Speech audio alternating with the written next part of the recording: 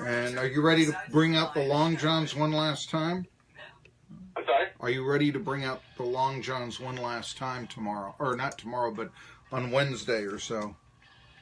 Oh, bring up the Long John? The Long Johns, I'm sorry. I was speaking of weather. I hate talking about the weather. Let's screw that, okay? Let's go with basketball. I really do. They're talking about the weather is nonsense. You ever notice that? You can't do anything about it. And anyway, let's get no hitting here tonight. Let's get the notes out here that I have made and some Tennessee news that I have as I'm playing the some Braves news right now. Okay, here we go. Is that? That's federal labor laws. Okay.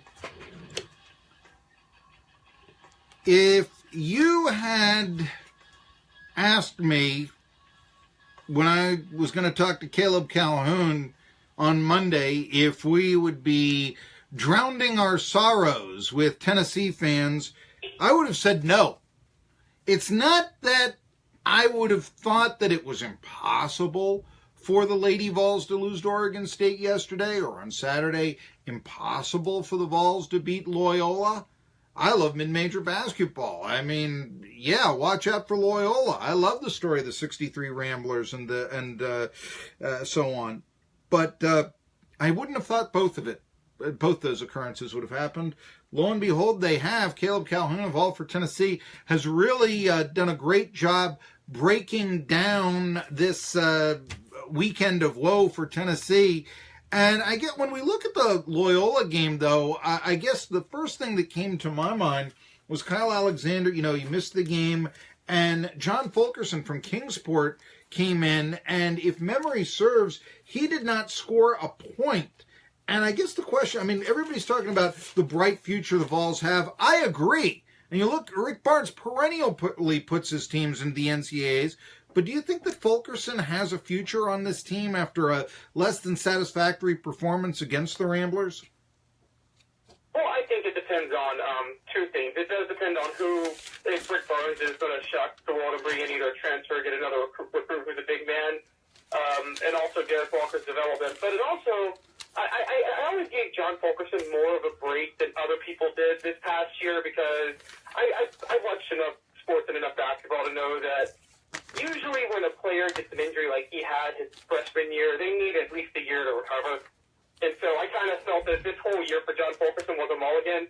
Now, if Kyle Alexander were playing on Saturday, would Tennessee have won? I mean, that's still debatable. I think what people weren't realizing was Loyola had an amazing defense in the sense that they would get out in front of Grant Williams and keep him from getting the ball on the inside. And Tennessee just could not figure out or adjust to try to get him the ball because of that defense. And I don't know if Kyle Alexander being in there would have made a difference in that regard. But I am curious about Fulkerson, but I'm more of a defender of him than I think a lot of people who follow Tennessee are, just because I think that he was coming off of injury this year. Before his injury, when we were watching him last year, everyone was talking about his bright future. And so I just think that he got set back by that. So, yeah, I doubt that they'll take a scholarship away or anything like that. But a warning sign maybe, but let's give him a pass. First start of the year and all that. Okay, fine. Do you give Holly Warlick a pass? I mean, a lot of fans out there, post-game comments after the loss to Oregon State and saying, who are you now, Butch Jones? What's going on? Do you give Warlick a pass? I can't in this one. I'm not saying Tennessee should fire Holly Warlick, but this is the first time where I really have to put her on the hot seat to a certain degree because the way I do with any coach, I've criticized some of her coaching decisions in the past, but the same problems that were plaguing Tennessee all year plagued them in that game. And I know people will point out that Mercedes Russell scored 21 points, but a lot of those were early in the game and then late when the Lady Vols got desperate. And if you watch that game in the size disadvantage, Mercedes Russell should have had 35 or 40 points. She should have been touching the ball every single play. And that's kind of been an issue for them all year. Mercedes is a huge mismatch under the basket, had the potential to be like Aja Wilson for South Carolina, and Tennessee never utilized her. And I feel like part of it could be Holly Warlick. I know her experience is coaching guards, and that's fine, but she seems to have a major preference towards the guards and doesn't really understand how to coach an inside game, which you would think an assistant could help her with that, but I've noticed too little movement Jamie Merritt and Mercedes Russell and sometimes Anastasia Hayes when she's in there under the basket. Well, yeah. I was going to say, you brought up a good point in that Russell only took 3 shots, and you're reporting on All for Tennessee in the second and third quarters, in a game that I think a lot of fans probably, some of them would have watched the Lady Vols, but I think a lot of them may have taken it for granted. Hey, the NCAA is on. Hey, the NASCAR race is about to begin. You know how it goes on a Saturday afternoon, and I did think that was a great comment right there, that Russell only took the 3 shots, that she was forgotten about. And, I'll just point it to this. I always talk about on this show that I think Davidson would have won the national championship 10 years ago if Bob McKillop had been able to draw up a play in which Steph Curry takes the final shot. I still can't believe that they didn't have Steph Curry take the final shot down 1 point to Kansas. It makes no sense to me. Similarly, 3 shots in 2 periods, that doesn't make a lot of sense, and it really does explain how Oregon State was able to come back. But I do want to ask you this, though. Everyone's going to talk about, it's the first time Lady Vols have lost on their home court in the NCAA tournament, but don't you think that this really shows how shall we say this, how a changing of the guard in college basketball, that maybe, this was a number 12 team and a number 13 team playing each other. There's now more parity. Are we blaming Holly Warlick too much for just the changes of women's basketball, where there are now just more good teams? Well, I do agree with you on the idea of the parity, and it's getting better. And it's funny because 538 broke this down, that this is actually probably the best UConn team that Gina Auriemma ever coached. And they could actually have a tougher road to the championship because so many other teams are better too. And so I've noticed that, everybody complains about UConn dominating women's basketball constantly, but Gino Auriemma said this a couple of years ago. He said, don't complain about us dominating, complain about other teams not stepping their game up. And I think people are finally starting to do that. And I do think that has helped with parity, but I don't think it excuses so many of just the inexplicable losses. And at times I have defended Warlick a lot, but I mean, there wasn't this much parity 3 years ago when Tennessee snuck into the Elite Eight as a 6 seed, I think, and was getting ready to play lower seeded Syracuse and got blown out with a chance to go to the Final Four, or when they were a 1 seed facing Maryland, who was a 4 seed, and Maryland blew them out. I mean, those things happen at Pat Summit, don't get me wrong, but it happened a lot too. It's happened so often to Holly Warlick, and even this year when Tennessee lost at home to Alabama, and Alabama was reeling and was not that good of a team, and that cost them a first-round bye in the SEC tournament. Well, and I just think there have been too many instances, and it doesn't explain. She's had, particularly this past year with the number 1 recruiting class coming in, she has had, for the most part, Tennessee has still been among the elite when it comes to recruiting, and with the exception of 1 bad year. And they just haven't delivered on the court relative to the recruiting classes. I'm not saying they need to be UConn, but, Mississippi State hasn't had a top 10 class at all the last 3 years, and look at what they're doing right now. Sometimes I think that might show some of the failings of recruiting rankings. Last year's Tennessee team that went 4-8, they had those 4 years ago, that was the 5th best recruiting class. Now, that's not all. I mean, I know that, Dwayne Hendricks transferred out and, say to Jalen Hurd and all that, but, you just don't know until 4 years down the line. I would think that Mississippi State did have a top 10 recruiting class just because they weren't picked high. We've talked about this. I mean, how much can you go? Especially, I would say, in women's basketball, which can't be scouted to as much detail as football is. But even football, I think that would fall on the women's basketball coaches, as who would hold the football coaches accountable to be able to actually evaluate the talent, not based on the rankings. I mean, we hear good things about the recruiting class coming into Tennessee. I mean, look, it's a number 12, number 13. I don't think that we can really expect there to be any more Connecticut and another program, be it Tennessee, or even Gino Auriemma retires and whenever, that it could be 2 teams and everybody else again. I think that there is more parity. Mercer gave Georgia a big game. Mercer was nationally ranked. And although a lot of people will point to Connecticut and St. Francis, is that really any different than, say, at the start of this decade when, do you remember, Louisville just doubled the score of Chattanooga in the NCAA tournament? Is that really any different? That's the question that I ask. Oh, yeah, it's not. Well, and that's the thing with women's college basketball. The parity is coming and it's getting better, but it's not. And you're right, Oregon State was much better than. It was much better than just your standard 3-6 matchup, Tennessee versus Oregon State. And, I mean, I'd be the first to concede that. But I'm looking at how the coaching went in that game and how the overall trajectory of the program has been now in her 6th year with the Lady Vols. That's why I felt it was fair to be critical of her. But, yes, I agree. College basketball, particularly women's basketball, is getting more. There's more and more parity, which is, I think, helping its exposure. I mean, I will say, as much respect as I have for her, the Lake Pat Summit, the greatest mistake she ever made was canceling that series with UConn. I know that there was some things she was upset about recruiting-wise, but nothing was better for the sport of women's basketball than that Tennessee-UConn rivalry. Yeah. When both were the only teams that mattered. And she has not gotten enough criticism locally for that move and all this. Just to talk a little bit about parity, I want to just show this NCAA tournament, both men and women's. Both tournament fields had going to the field of 32, 6, 10 or lower seeds, both women and men. Think about that. Yeah, that's impressive. That's an impressive stat. Yeah. I mean, I've always been a conspiracy with the men. Sometimes I feel like they will see better teams lower just to set up for an upset sometimes.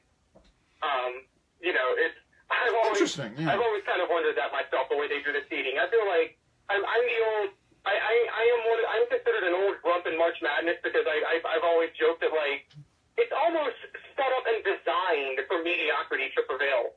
March Madness does, and I know people like it in a lot of ways. You know, when the 10 or 11 seed that had 20 wins that had no business being in the NCAA tournament, but somehow backed in, and then all of a sudden they get red hot and go on a 3-game run to the Elite Eight, and everybody's like, "Oh, what a great Cinderella upset!" And in my mind, I'm like, yeah, they got hot for 3 games, but they did not do the work during what happened to rewarding the work during the regular season? I think that you've got a point there. My idea has been, okay, choose the team that wins the tournament. You're not going to get rid of conference tournaments, but also choose the team that wins the regular season, significantly decrease the amount of at-large bids. And, you know, you'll still have possibly room for a Tennessee to make it or a North Carolina this year because they were highly ranked. But your at-large bids are going to be based on who wins. Let's say a Virginia, for instance, which won a regular season and a conference tournament. Didn't do them a lot of good in the NCAAs, but that would have opened up an at-large berth for, say, a North Carolina. A UNCG winning both regular season and tournament in the SoCon. That adds to another school making it. And I have worried about, okay, would teams in the conference tournament tank? But, you know, a lot of teams right now know they're in, and they don't, and they play for seeding. And I think the same philosophy would apply now. So that's been okay, if I have any influence in the NCAA on 1420 NBC Sports Radio Tri-Cities, there you go. That's but I'll say that until the cows come home. I guess the other thing for Lady Vols fans that was very disappointing is that Coach K actually passed Pat Summitt in basketball coaching victories with Duke's appearance in the Sweet 16. But one last thing about Holly Warlick. This upcoming season is going to be her last year on her contract, I believe.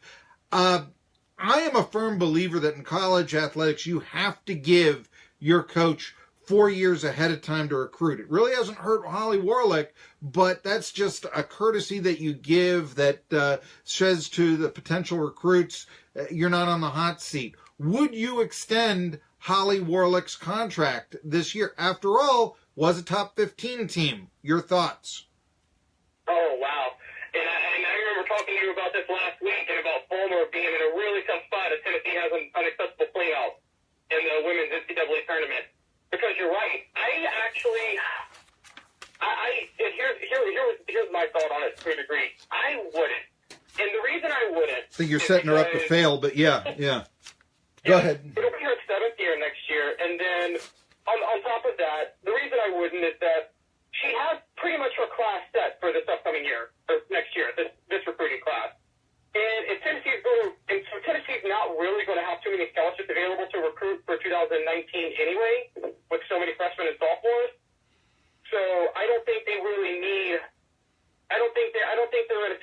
situation where they need a coach with a long-term commitment to know that he can recruit for at least 2019. Now, focusing on 2020, 2021 is a different story, but I would argue that if Tennessee returns to glory next year and makes a hot Final Four run, that'll help recruiting on its own. I'll just say that I know that she's gotten a lot of criticism for being nice lady coach, let's say. I guess guy is now a universal gender-neutral term, so let's just say nice guy coach and all that. And, you know, she was good guy and Pat Summitt was bad guy and all. I kind of like having nice guy coach, and I do think that if you tried to bring in bad guy coach without the filter in Tennessee Lady Vols, I think you could be looking at a disaster. I really do. Just a point there. When I would just say that to you, Caleb Calhoun of allfortennessee.com. Now, I know that another writer that you had on allfortennessee.com had the 3 things to take away from the Tennessee defeat at the hands of Loyola, but one of them was that, hey, they took 25 three-point shots. Well, with Alexander out, that's one thing, but isn't the game going more and more to take the best three-point shot you can, and then only as, dare I say, last resort, but a second choice, do you take the 2? Almost like play for the touchdown, and then, if it's 4th and 7 on the 23, then go out and kick the field goal. That's kind of the way that I look at modern-day basketball. Do you think that Tennessee took too many three-point shots? I don't think they took too many, but I think the point, it's funny enough, Billy and I were kind of talking about this. The three-point shots, I think, were frustrating to watch, mainly for the fact that Tennessee's three-point shooting is at its best when they play the inside-out game. So if you notice, a lot of those three-point shots were long threes. They were contested. And I thought the better move would have been to kick it to Grant Williams inside first and then let Grant kick it out. But as I said earlier in this call, that Grant, they couldn't figure out a way to get Grant the ball with the way Loyola was denying the paint. And, I mean, it was one of those, I thought this was a prime example of why I've always said college basketball should have defensive 3 seconds, because you can just deny anything in the paint on defense and just stay there. And Loyola was doing a lot of that on Saturday. But again, Tennessee had the talent to still get Grant the ball under the basket with the little ball movement, and they did on that last play. And I thought if they had done that and then let Grant Williams swing it back out, they have more open looks. So I didn't really mind the 25 three-point shots, three-pointers, as much as I minded the fact that they were contested and there was no inside-out movement at all. Defensive 3 seconds, Caleb? Did I get that right? Sorry? Did I hear that right? Defensive 3 seconds. Did I hear that right? Elaborate on that. I'm intrigued. Elaborate on that. Well, okay, so in the NBA, in the NBA, obviously, there's 3 seconds on offense where it's a turnover. Sure. Defense, if the defense is on the paint for 3 seconds, then it's a technical foul where the offense gets 1 shot, 1 free throw, and then the ball back.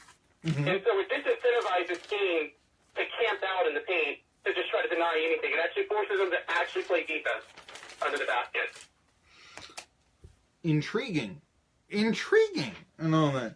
Hey, let's see here. I guess one of the things about are you disappointed as a Tennessee to lose to an 11 seed? Is that any burr underneath the saddle, or is it, hey, it's March Madness, and for that matter, we like we can talk about Bob Newhart and the nun on the sidelines for another week or so. I mean, what's your reaction to losing to a Loyola? I think, it wasn't painful at the time to watch or disappointing, I don't think, for any fans. I think the painful part for most fans is the fact that there's so many upsets in the South region. Tennessee would have a clear path to the Elite Eight, and Kentucky would be their only real hurdle to get to the Final Four at this point. Yeah. And I think all the upsets in the South region is, I think, what makes it painful for a lot of Vols fans. I think losing to Loyola, I warned everybody about this before the game started. I already knew Tennessee was going to be the biggest villain on the block, because the whole story behind Loyola was a great story on its own, on top of Sister Jean being there.